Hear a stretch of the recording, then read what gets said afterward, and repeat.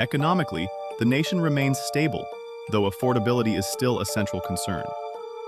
Recent estimates place GDP growth around 2.0 to 2.2%, unemployment near 4.3%, and inflation around 3.0%, which is lower than the peak inflation experienced in 2022, but still above the Federal Reserve System target of 2%.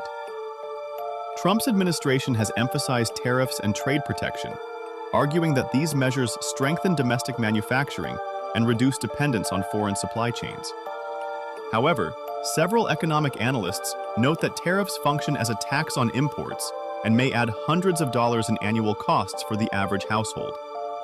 Consumer sentiment has remained relatively weak, indicating that many Americans continue to feel pressure from housing, grocery, and insurance costs despite broadly positive macroeconomic indicators. Compared with Trump's first term, 2017 to 2020, the current economy differs substantially.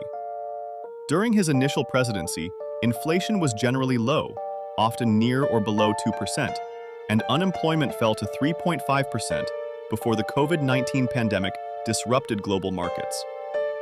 His first administration was marked by the Tax Cuts and Jobs Act of 2017, reduced regulation, and strong stock market performance, though federal deficits also expanded significantly.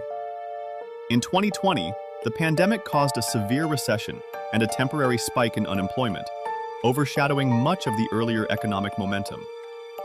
Under Joe Biden, from 2021 to 2024, the economy experienced a rapid post-pandemic recovery.